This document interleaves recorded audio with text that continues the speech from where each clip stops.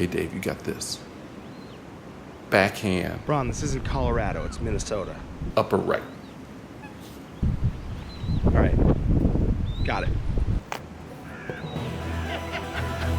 Hey, Dave, that was out. Rip, it was out, am I right? It was out. You can't talk.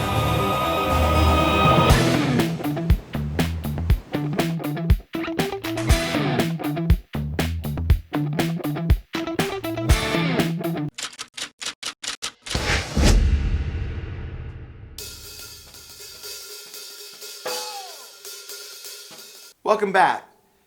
You know, we were talking about useless independence, and of course the goal is the drums are a puzzle. We all know that the drums, when we're left alone in our basements with water softeners, we try to figure out these puzzles. You know, we're not necessarily writing a song on the drums. Here's how it goes. It's my new tune. Everybody's looking at you like, okay, how? Should we match those pitches? I don't know. You know what I mean?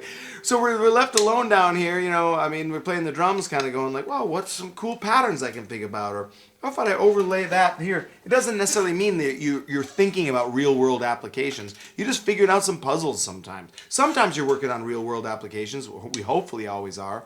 But sometimes you're just going to come up with something that's a puzzle for yourself to enjoy. Maybe you can apply it somewhere, who knows. Maybe it'll come out of thin air sometime. You have these grand art dreams, but really the reality of it can be where it's just sort of like, this is my own little puzzle that I worked out, and it's kind of fun, and your drum friends can get together and go, can you play that? One of them that I did it before, which is a fun one. I think it's a highly musical one, but I haven't found too many places to apply it, truth be told.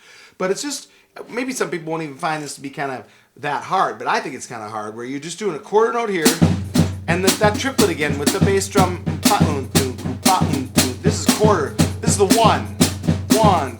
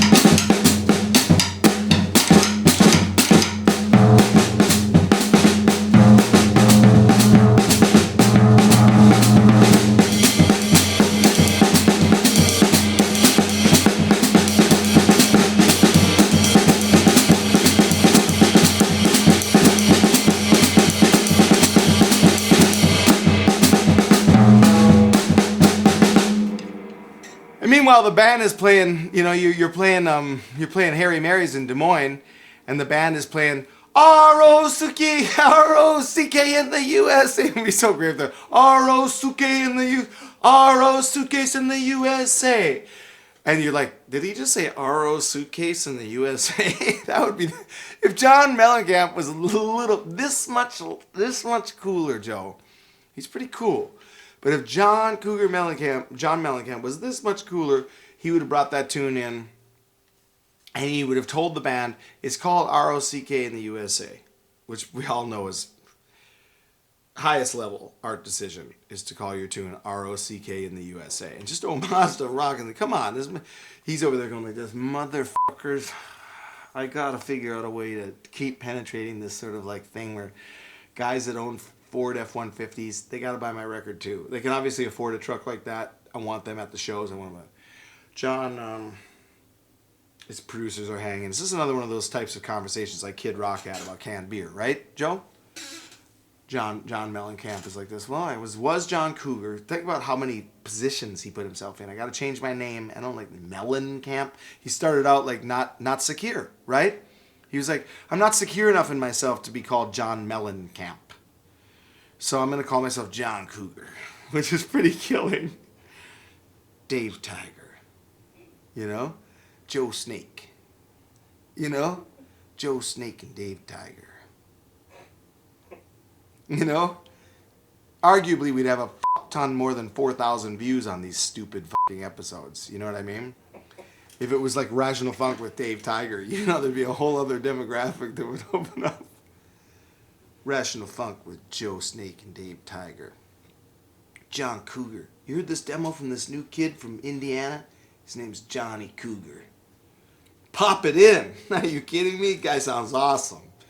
Yeah. There's this other one from this guy named John Mellencamp. Mellencamp!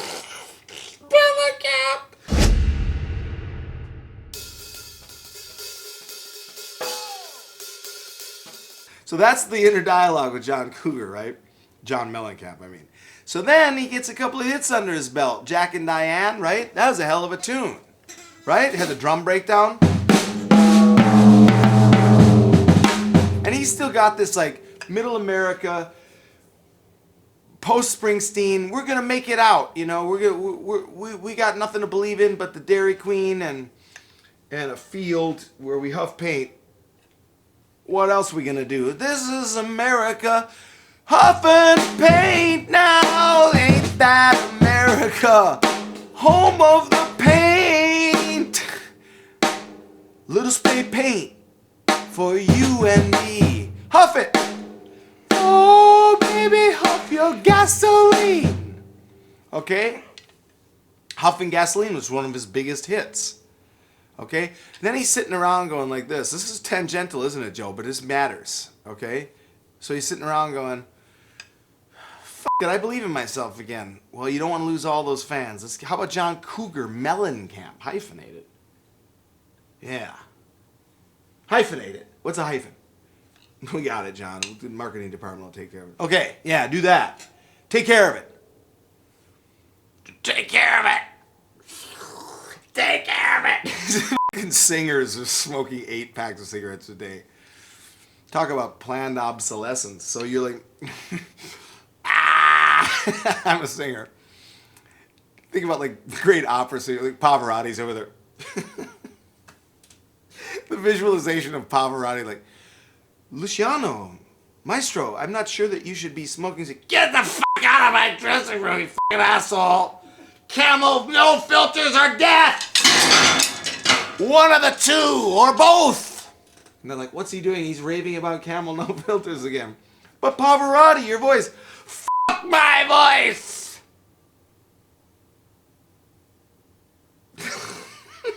Little operatic wave.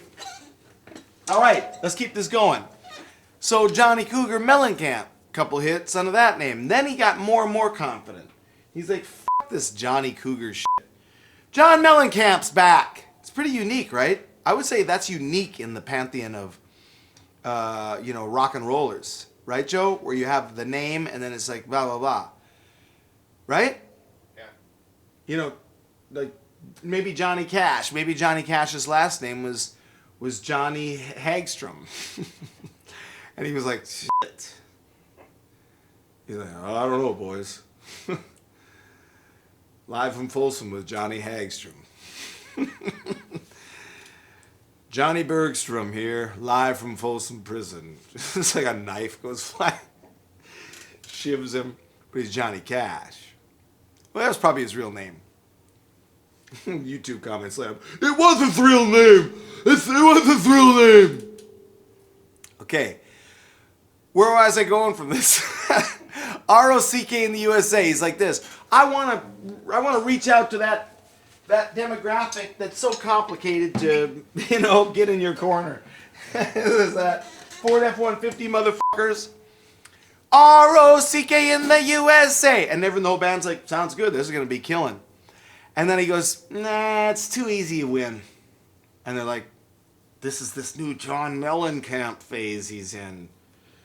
He wants things to be more complex and arty, to his roots. And he goes, R.O. Suitcase in the USA. R.O. Suitcase in the USA.